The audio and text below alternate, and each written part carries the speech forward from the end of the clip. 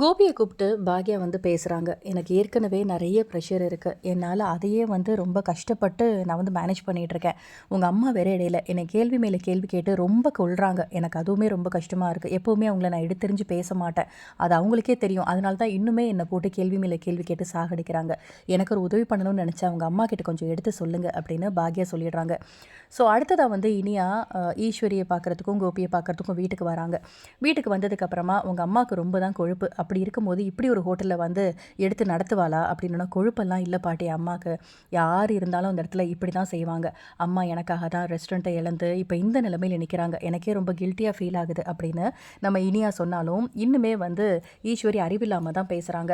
அதெல்லாம் இல்லை இனியா, நீ அதை பற்றியெல்லாம் கவலைப்படக்கூடாது. பெற்றவங்க எப்பவும் பிள்ளைங்களை நினச்சி கவலைப்படுவாங்க. அதுக்காக பிள்ளைங்க பெற்றவங்களை நினச்சி கவலைப்படணும் அப்படின்லாம் கிடையாது.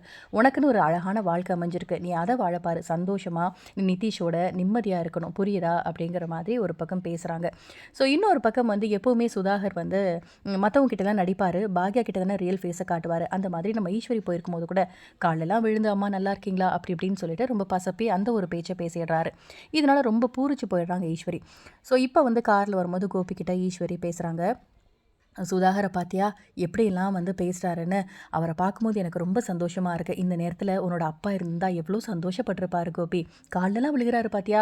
பாக்யா சொன்னது எல்லாமே போய் இனிமேல் எந்த விஷயத்துக்குமே பாக்யாவை நம்பக்கூடாது அப்படிங்கிற மாதிரி சொல்கிறாங்க. இனியாவுக்கு ஒரு நல்ல லைஃப் அமைஞ்சிருக்கு. அந்த நேரத்தில் இனியா படிக்கணும், வேலைக்கு போகணும் அப்படின்னு ஒரு முடிவெடுக்காமல் நம்ம கரெக்டாக முடிவெடுத்தோம் பார்த்தியா. அதனால தான் இனியாவுக்கு சூப்பரான ஒரு லைஃப் அமைஞ்சிருக்கு கோபி. இன்னொரு விஷயம் உங்ககிட்ட நல்லா சொல்கிறேன் கேட்டுக்கோ. பாக்யா கிட்ட போய் நீ ஏதாவது ஒரு விஷயத்த சொல்லிப்பாரு. அவள் செய்யணும் அப்படின்னா அதை நம்ம செய்யவே கூடாது. ஒருவேளை இதை செஞ்சிடாதீங்க அப்படின்னா நம்ம அதை செஞ்சிடணும். இனியா வாழ்க்கையிலே பார்த்துட்டோம்ல எப்படி பாரு அப்படின்னு உடனே ஏமா இப்படி சொல்கிறீங்க. பாக்யா வந்து ப்ரெஷரை தலையில் போட்டுட்ருக்கா.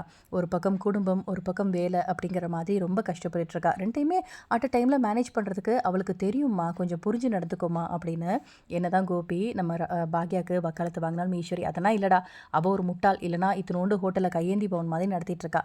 அவளுக்கு பெரிய 5 ஸ்டார் ஹோட்டல் நடத்துகிறதா நினப்பு. வர வர திமுறும் கொழுப்பும் பாக்யா கேரி போய் ரொம்ப ஆடுறா அப்படிங்கிற மாதிரி ஈஸ்வரி திரும்பவுமே பாக்யாவை தான் பேசுகிறாங்க. ஸோ அடுத்து என்ன வந்து இந்த ஒரு சீரியலில் ட்விஸ்ட் கொண்டு போக போகிறாங்க அப்படிங்கிறது தெரியல. கண்டிப்பாக இனியோட லைஃப்லேயுமே பெரிய ஒரு பாதிப்பு வரும். அதை வந்து சுதாகர் தான் பண்ண போகிறாரு. வெயிட் பண்ணி பார்க்கலாம். இந்த வீடியோ பிடிச்சிருந்தால் லைக் பண்ணுங்கள். இந்த மாதிரி அப்டேட்க்கு நம்ம சேனலை சப்ஸ்கிரைப் பண்ணுங்கள். தேங்க்யூ.